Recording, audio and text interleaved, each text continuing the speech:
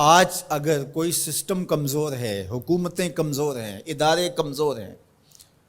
وہ کمی بیشی کرنے والوں کو، زیادتی کرنے والوں کو اپنی گرفت میں نہیں لا سکتے، یا جو اس سے اوپر بیٹھے ہوئے ہیں وہ خود اس جرم میں مبتلا ہیں،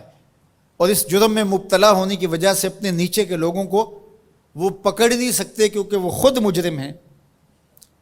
تو اگر نظام میں سکم کی وجہ سے کوئی شخص فائدہ حاصل کرتا ہے، اللہ ارشاد فرماتا ہے الا یظن اولئک انہم مبعوثون، وہ یہاں تو لوگوں کو دجل دے بیٹھے، لوگوں کو فریب دے دیا، دھوکہ دے دیا، کسی کی آنکھوں میں مٹی جھونک دی اور کام صحیح نہیں کیا لیکن اچھا بن کے کسی کے سامنے پیش ہو گئی، یہاں تو کر سکتے ہیں،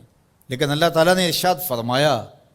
کیا وہ بھول گئے ہیں ایک ایسا دن بھی ہے جس دن وہ اٹھائے جائیں گے، لیوم عظیم، وہ بہت بڑا دن ہوگا، 50,000 سال کے برابر ایک دن ہوگا، خوف وحشت ابدان پہ طاری ہوگی، اور اتنا گرم کہ آج سورج کا رخ الٹا ہے، پھر رخ سیدھا ہو جائے گا، اب سورج بہت بلندی پہ ہے، پھر 1.25 میل کے فاصلے پہ آ جائے گا،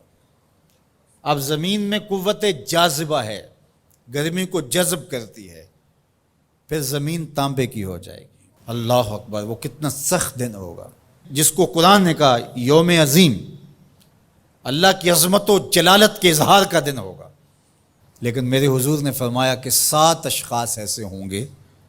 جنہیں اللہ اس دن اپنے عرش کا ٹھنڈا سایہ عطا فرمائے۔ ان میں سے نمبر 1 امام عادل، عادل حکمران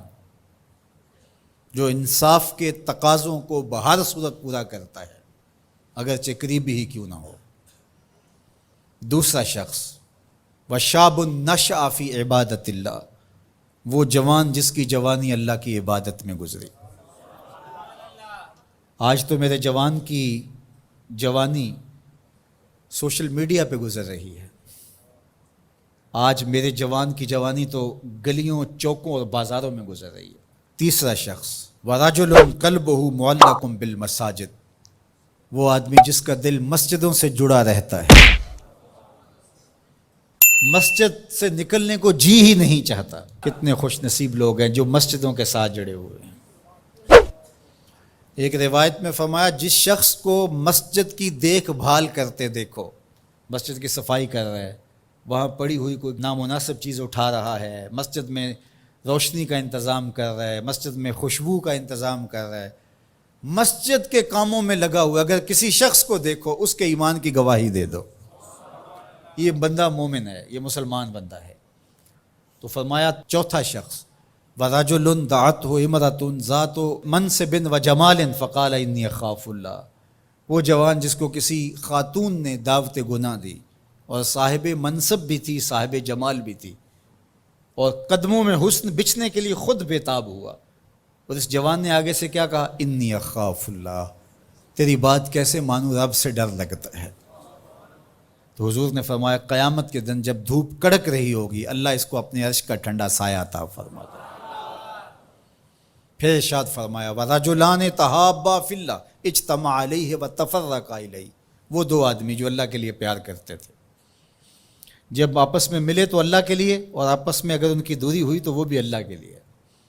رضائے الہی ان کا مقصود تھا، ان کی دوستی کا سبب اللہ کی رضا تھا۔ چھٹا شخص ارشاد فرمایا وَرَجُلٌ تَصَدَّقَ بِصَدَقَةٍ فَأَخْفَاهَا حَتَّى لَا تَعْلَمَ شِمَالُهُ مَا تُنْفِقُ يَمِينُهُ، وہ شخص جس نے صدقہ کیا اور اتنے مخفی انداز میں کیا کہ جو دائیں ہاتھ نے صدقہ کیا بائیں کو خبر بھی نہیں ہوئی۔ اللہ اکبر، ہم نے اپنے بزرگوں کا یہ مزاج دیکھا ہے کہ وہ دیتے ہوئے جس کو دے رہے ہیں اس سے بھی آنکھیں نہیں ملا رہے ہوتے کہ اس کو کوئی شرمندگی نہ ہو۔ اور 7واں شخص وَرَجُلٌ ذَكَرَ اللَّهَ خَالِيًا فَفَاضَتْ عَيْنَاهُ، وہ شخص جس نے تنہائی میں بیٹھ کے اللہ کا ذکر کیا، کوئی دیکھنے والا نہیں تھا، اکیلا بیٹھا تھا اور اللہ کا ذکر کر رہا، محبت الہی کی وجہ سے اس کی آنکھوں میں آنسو امڈ آئے۔ تو میرے اور آپ کے آقا و مولا فرماتے ہیں قیامت کے دن جب کوئی سایہ نہیں ہوگا اللہ اسے اپنے عرش کا ٹھنڈا سایہ عطا فرمائے۔ اللہ ہمیں رحمت للعالمین کا صدقہ جہنم کی سختیوں سے نجات عطا کرے۔